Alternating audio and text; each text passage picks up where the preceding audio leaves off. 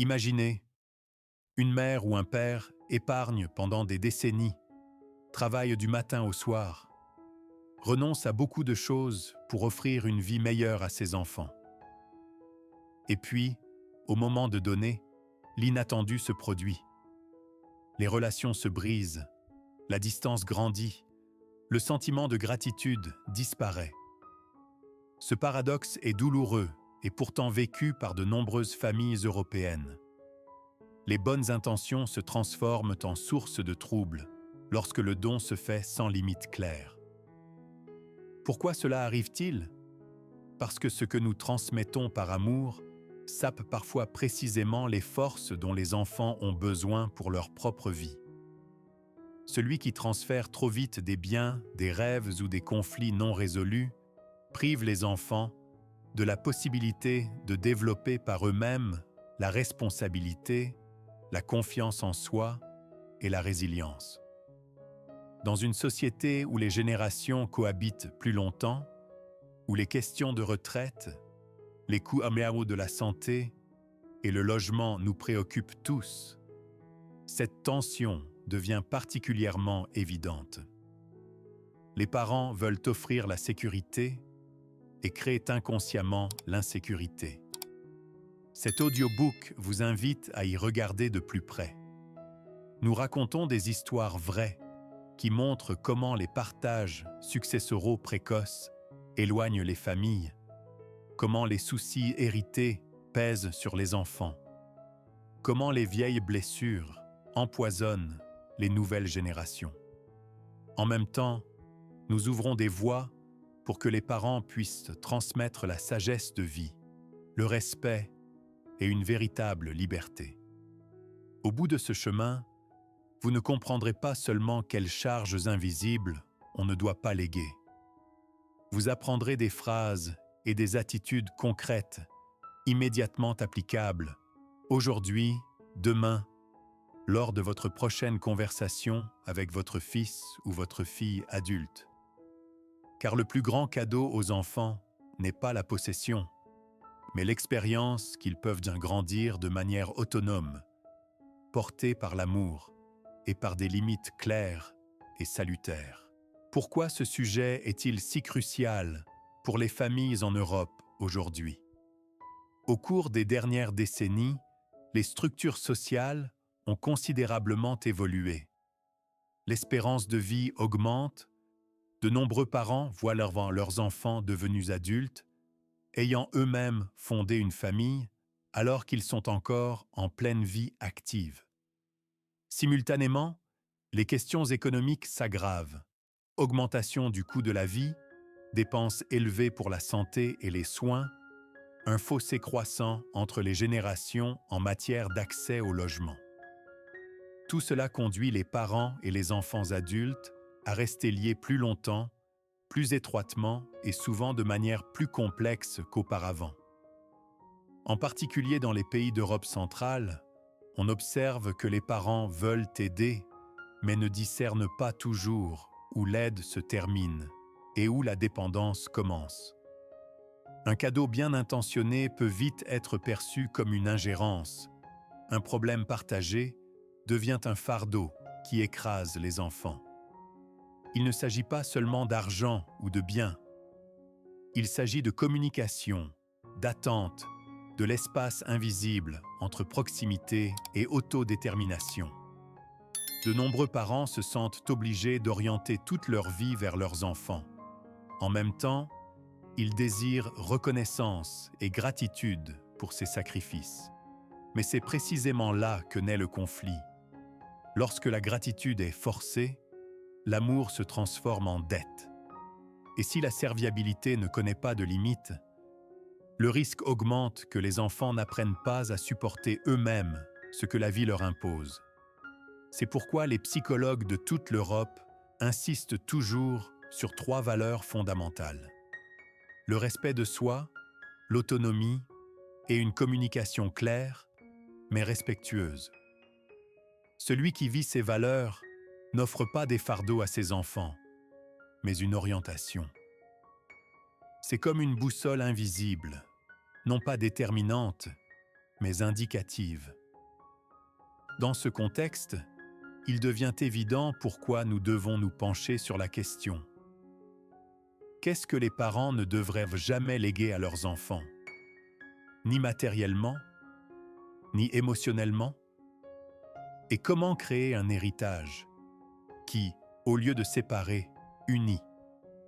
Dans les sections suivantes, nous examinerons des principes concrets qui s'y rapportent précisément et vous ouvrirons des voies pour trouver l'équilibre entre amour et lâcher-prise, proximité et respect. Le premier principe est le suivant. Ne transférez pas votre patrimoine trop tôt. À première vue, cela ressemble à un geste généreux et judicieux. Après tout, on veut s'assurer que ses enfants sont à l'abri avant de ne plus être là. Beaucoup de parents pensent qu'une donation précoce est non seulement avantageuse fiscalement, mais qu'elle procure aussi une stabilité immédiate aux enfants. Cependant, la réalité montre que c'est souvent le contraire qui se produit.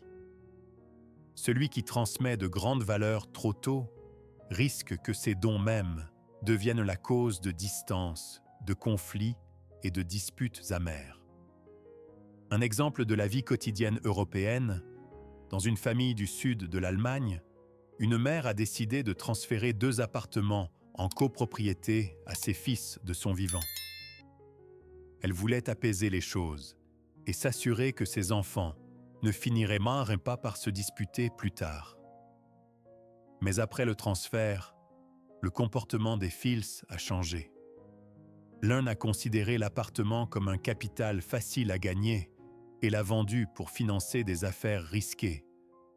L'autre s'est senti trahi et n'a plus parlé à son frère pendant des mois. Au final, il ne restait qu'une mère qui avait non seulement moins de sécurité financière, mais aussi moins de proximité avec ses enfants. Ce schéma n'est pas rare. Des études menées dans des pays européens montrent que les avances financières, au sein de la famille, conduisent souvent à la déception, car des attentes tacites pèsent. Celui qui reçoit un cadeau se sent parfois obligé, ou, au contraire, entièrement libéré de toute responsabilité. Les deux peuvent peser sur une relation. C'est pourquoi le patrimoine ne doit pas remplacer le lien entre parents et enfants, mais être un outil utilisé consciemment, clairement et avec des accords. Une phrase utile dans de telles conversations pourrait être « Je veux que tu saches que ma confiance n'est pas liée à l'argent. Nous parlons ouvertement, mais je décide en toute tranquillité ce qu'il advient de mes biens. » De tels mots créent un cadre clair. Ils protègent de la dignité des parents et soulagent les enfants, car aucune pression tacite n'est créée. Ainsi, lorsque nous parlons de limites, il ne s'agit pas de froideur ou de dureté. Il s'agit de comprendre que la véritable bienveillance inclut aussi la capacité de ne pas tout donner immédiatement. Les enfants doivent apprendre que la possession implique des responsabilités et que l'amour ne se mesure pas en valeur patrimoniale. Celui qui respecte ce principe pose les bases d'une relation exempte de disputes amères concernant l'argent et la propriété. Le deuxième principe est le suivant. Les enfants ne doivent pas recevoir de succès offert. Ce qui, à première vue, semble être un cadeau affectueux, une entreprise financée, un raccourci facile dans la carrière, peut, à long terme, paralyser le développement. Le succès sans effort personnel est trompeur. Il donne aux enfants l'illusion que les résultats sont toujours accessibles sans difficulté.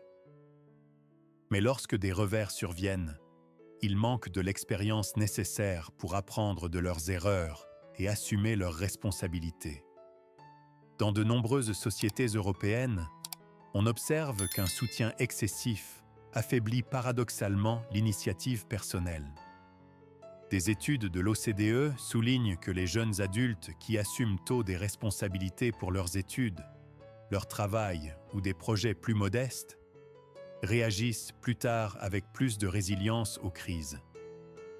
Cependant, si les parents amortissent chaque difficulté, Il manque aux enfants le fondement sur lequel la confiance en soi et la capacité à résoudre les problèmes peuvent se développer.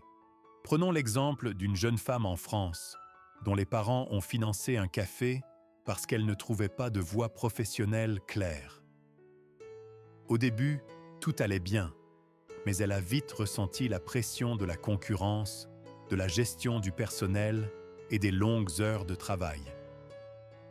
Au lieu de construire une entreprise pas à pas, elle s'est retrouvée du jour au lendemain responsable de tout, sans l'expérience nécessaire. Le projet a échoué, et au lieu d'apprendre à prendre ses responsabilités, elle a développé l'attitude. En cas d'urgence, les parents aideront de toute façon. C'est précisément là que réside le danger. Si le succès est offert, les enfants n'apprennent pas la valeur de leurs propres échecs. Les erreurs ne sont pas des défauts, mais une composante nécessaire de la croissance. Priver les enfants de cette expérience, c'est leur voler l'occasion de développer leurs forces. Une phrase possible qui aide les parents dans de telles situations est « Je veux te soutenir, mais pas par des raccourcis. Que penses-tu de commencer à petite échelle et que je te conseille ?» De tels mots témoignent d'amour et de confiance, sans déléguer la responsabilité. L'équilibre consiste à apporter son aide sans paver le chemin. Car ce n'est que lorsque les enfants ressentent que leurs actions ont des conséquences qu'ils peuvent véritablement comprendre la joie du succès qu'ils ont eux-mêmes bâti. Le troisième principe concerne quelque chose de moins visible que l'argent ou les cadeaux. Les soucis, les rêves inassouvis et les vieilles blessures ne doivent pas être transmis aux enfants. Beaucoup de parents croient que la proximité signifie partager toutes les peurs avec les enfants ou transférer leurs propres objectifs non atteints à la génération suivante. Mais ce qui semble être de la confiance est en réalité un fardeau silencieux. Imaginez un sac à dos qui est transmis de génération en génération. Chaque souci, chaque problème non résolu, chaque « et si » est une pierre à l'intérieur. Les enfants qui portent ce sac ne réalisent souvent pas que ce n'est pas leur fardeau. Ils apprennent tôt à assumer la responsabilité de quelque chose qui n'est même pas dans leur sphère d'influence, les peurs et les déceptions des parents. Ce schéma peut les amener à négliger leurs propres désirs, car ils essaient inconsciemment de réparer la vie de leurs parents. Un exemple de la vie quotidienne européenne, une mère qui a dû abandonner ses études en raison de circonstances familiales pousse sa fille à devenir absolument médecin. La fille a pourtant une passion pour l'art. Au lieu de développer librement son talent, elle vit dans l'ombre du rêve inassouvi de sa mère. De telles dynamiques ne sont pas rares. Elles enlèvent aux enfants le courage de suivre leur propre chemin et les forcent à jouer un rôle qui n'a jamais été le leur. De vieilles blessures peuvent également se poser comme un voile invisible sur les relations. Si les parents n'ont pas traité leurs griefs envers leurs beaux-parents, leurs voisins ou leurs collègues, ils peuvent transmettre inconsciemment cette amertume à leurs enfants. La conséquence, les enfants adoptent la méfiance, les préjugés et des schémas hostiles sans avoir eux-mêmes fait d'expérience. Comment l'éviter ? Une phrase simple peut servir de guide ici. C'est mon souci, pas le tien. Tu as le droit de suivre ton propre chemin. Avec ces mots, la proximité est maintenue, mais la responsabilité est laissée là où elle doit être, aux parents. Si les parents parviennent à porter eux-mêmes leurs propres rêves et blessures, ils offrent la liberté à leurs enfants. La liberté de prendre leurs propres décisions, la liberté de faire des erreurs, et surtout, la liberté de vivre la vie qui leur convient vraiment. Pour comprendre à quel point ces principes peuvent façonner la vie familiale, il vaut la peine de se pencher sur une histoire concrète. Une famille d'Europe centrale, anonymisée, mais exemplaire, se trouvait précisément à ce tournant. Les parents avaient travaillé dur toute leur vie et avaient décidé de transférer prématurément leurs biens à leurs 2 enfants. Appartements, épargne, même de petits investissements, furent répartis dans l'espoir que l'harmonie et la gratitude grandiraient. Mais la réalité fut différente. Au début, la joie régnait, les 2 enfants se sentant confirmés et matériellement à l'abri. Cependant, après quelques mois déjà, l'atmosphère changea. Le fils cadet décida de vendre son appartement pour lancer une entreprise. Le frère aîné le considéra comme une trahison et ne lui parla presque plus. La mère se retrouva entre les 2 camps, son propre sentiment de sécurité s'évanouit et les rencontres dominicales autrefois familières devinrent rares. Un tournant ne survint que lorsque la mère, après une crise de santé, fut contrainte de demander de l'aide. Elle avait retardé l'opération parce qu'elle avait honte. Comment pouvait-elle demander du soutien après avoir déjà tout donné? Finalement, elle chercha à parler. Et c'est là que commença un lent processus de guérison. La mère exprima ouvertement ce qui la pesait et avoua que sa décision avait été précipitée. Après des mois d'un rapprochement hésitant, quelque chose changea. Le fils aîné fut prêt à reprendre contact, à condition que des accords clairs soient conclus. Le fils cadet réalisa à quel point ses actions avaient blessé la famille. Ce n'était que lorsque tous les 3 mirent sur la table les attentes non exprimées qu'un espace pour une nouvelle dynamique se créa. Cette situation avant-après montre clairement, sans limite, le chaos apparaît. Avec la clarté, l'harmonie ne grandit pas immédiatement, mais le respect revient. Et le respect est le fondement sur lequel la confiance peut renaître. Celui qui non seulement connaît ses propres principes, mais les vit au quotidien, peut expérimenter pas à pas comment une relation brisée se rétablit, non pas par des cadeaux, mais par des conversations honnêtes qui laissent toute la responsabilité là où elle doit être. Que se passe-t-il lorsque les parents ignorent ces principes et ne posent pas de limites?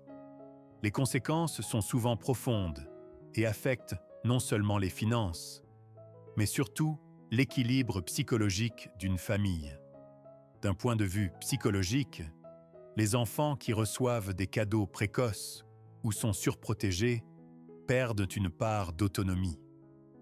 Ils n'apprennent pas à assumer la responsabilité de leurs décisions, mais comptent sur leur mère ou leur père pour amortir toutes les difficultés. Il en résulte un schéma de dépendance qui pèse lourdement dans les relations et la vie professionnelle. La confiance entre frères et sœurs peut aussi se briser. Celui qui sent que son frère ou sa sœur a été préféré éprouve de la rancœur. Cette rancœur se transforme facilement en jalousie, et de la jalousie naît la distance. Une dispute d'argent est rarement seulement une dispute d'argent. Souvent, il s'agit de reconnaissance, de justice et du désir silencieux d'être vu. Sans règles claires, les enfants perdent le sentiment d'être traités équitablement et s'éloignent les uns des autres. Pour les parents eux-mêmes, les mauvaises actions ont également des coûts élevés. Beaucoup expérimentent une insécurité financière soudaine, en vieillissant. Les factures de santé, de soins ou de logement, autrefois facilement réglées, deviennent désormais un fardeau. Ce sentiment de faiblesse conduit souvent à l'anxiété et à la honte. Celui qui a généreusement tout distribué hésite plus tard à demander de l'aide à nouveau. Il en résulte une spirale de besoins et d'isolement. À cela s'ajoute un conflit interne. Les parents qui impliquent non trop leurs enfants dans leurs soucis ou leurs rêves inassouvis ressentent avec le temps qu'ils ont limité la liberté de leurs enfants. Les sentiments de culpabilité grandissent. En même temps, de nombreux enfants se sentent écrasés par des attentes qu'ils n'ont jamais voulu satisfaire. Le résultat, silence, retrait ou même rupture totale de contact. Le plus grand danger réside cependant dans l'héritage invisible. La honte et la peur sont transmises silencieusement. Les enfants qui apprennent que les problèmes ne sont pas discutés ouvertement, mais transmis comme un fardeau, intériorisent ce schéma. Ils le portent plus tard dans leurs propres relations et familles. Ainsi, le déséquilibre se répète à travers les générations. Le message est clair.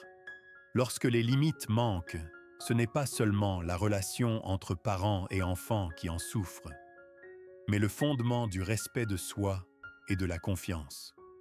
Ceux qui veulent éviter cela doivent avoir le courage de s'arrêter consciemment et d'emprunter d'autres chemins. Comment emprunter un nouveau chemin? Non pas un jour, mais concrètement dans les prochaines 24 à 72 heures.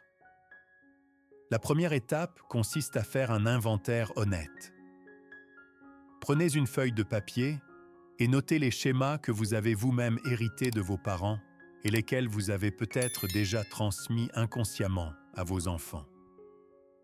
Cet acte simple d'écrire apporte de la clarté avant de parler à vos enfants. La deuxième étape est de s'exercer à un court script de limites. Formulez 10 phrases que vous aurez à portée de main dans les moments délicats. Un exemple, « Je t'aime, mais cette décision, tu dois la prendre toi-même. » Ou « C'est mon souci, pas le tien, et je veux que tu restes libre. » Ces mots clairs et respectueux créent un cadre qui évite les malentendus. La troisième étape concerne le sujet de l'argent et de l'aide pratique. Fixez une règle personnelle sur la manière et le moment où vous souhaitez apporter votre soutien. Par exemple, je t'aide pour des projets en te prêtant une petite somme de départ, mais la responsabilité de la suite du chemin t'appartient. Ou, je préfère t'aider avec du temps et des conseils plutôt qu'avec de grandes sommes. De telles lignes directrices soulagent les deux parties et évitent les reproches ultérieurs. La quatrième étape, introduisez un point de contact hebdomadaire. Il ne doit pas s'agir d'une longue réunion. Parfois, 10 minutes au téléphone suffisent. Posez des questions comme « Qu'est-ce qui te préoccupe en ce moment ?» et écoutez sans proposer immédiatement des solutions. Ainsi, vous restez proche sans être envahissant. Et enfin, la cinquième étape, un petit rituel de gratitude. Le soir, notez 3 choses que vous appréciez ce jour-là dans votre relation avec vos enfants ou petits-enfants. Ce rituel change la perspective. Au lieu de regarder les déficits, vous voyez ce qui grandit. Ces 5 étapes ne sont pas spectaculaires, mais puissantes. Elles créent une orientation, apportent du calme dans les conversations et aident à distinguer clairement entre une véritable bienveillance et un fardeau écrasant. Celui qui les applique avec constance expérimente comment la confiance peut renaître, lentement, mais durablement. Si nous condensons les réflexions précédentes en 3 points clairs, il en résulte une image simple, mais puissante. Premièrement, les limites ne sont pas une expression de froideur, mais d'amour. Elles protègent de la déception et empêchent que parents et enfants ne soient contraints à des rôles qui ne leur conviennent pas. Celui qui fixe des limites fait preuve de respect envers soi-même et envers ses enfants. Deuxièmement, le véritable soutien favorise l'autonomie. Il ne s'agit pas de tout prendre en charge ou de résoudre chaque difficulté avec de l'argent. Une aide authentique signifie donner de l'espace pour faire ses propres expériences, permettre les erreurs et en tirer des leçons. C'est la seule façon de développer une véritable confiance en soi que nul cadeau ne peut remplacer. Troisièmement, l'héritage le plus précieux ne consiste pas en biens matériels, mais en attitude, en sagesse et en dignité. Les enfants se souviennent moins des chiffres sur un compte que des mots qui les ont marqués et de l'exemple que leurs parents leur ont donné. La gratitude, la sérénité, la volonté de réconciliation, tout cela sont des trésors qu'aucune valeur marchande ne peut saisir. Ces 3 points constituent le fondement d'une coexistence pacifique entre les générations. Ils peuvent être retenus comme un court mantra. Les limites protègent, l'aide renforce, la sagesse demeure. Celui qui intègre ces principes contribue à ce que la famille ne se brise pas à cause des héritages, mais reste unie grâce à des valeurs vécues. Au terme de ce voyage, il devient évident, ce dont les enfants ont réellement besoin de leurs parents, ce n'est pas la possession, mais l'expérience de pouvoir grandir dans l'amour et le respect. Celui qui fixe des limites, qui partage les responsabilités et qui apprend de ses propres erreurs, transmet aux enfants un héritage qui dure toute une vie. C'est un héritage de force intérieure, de sérénité et de confiance. Peut-être vous êtes-vous demandé en écoutant « Quelle charge ai-je inconsciemment déjà transmise à mes enfants ? Et quel trésor leur ai-je laissé consciemment ?» C'est précisément là que commence le changement. Car il n'est jamais trop tard pour donner un nouveau ton, corriger d'anciens schémas et emprunter un autre chemin. Imaginez que vous commencez aujourd'hui par une seule conversation, claire, respectueuse, pleine de chaleur. Vous dites « Je veux que tu restes libre. Mes soucis sont les miens et tu as le droit de vivre ta propre vie. » Avec de tels mots, vous offrez non seulement du réconfort, mais aussi du courage. Si vous trouvez ces réflexions utiles, nous vous invitons à les partager. Racontez vos propres expériences dans les commentaires, posez des questions, partagez vos perspectives. C'est ainsi que se crée un échange dont de nombreuses familles en Europe peuvent bénéficier. Et si vous souhaitez suivre régulièrement de tels sujets, abonnez-vous à notre chaîne et partagez cet audiobook avec les personnes qui vous sont chères. Car le plus grand cadeau que vous puissiez transmettre aujourd'hui n'est pas l'argent, pas la propriété, mais la certitude. L'amour demeure quand il libère.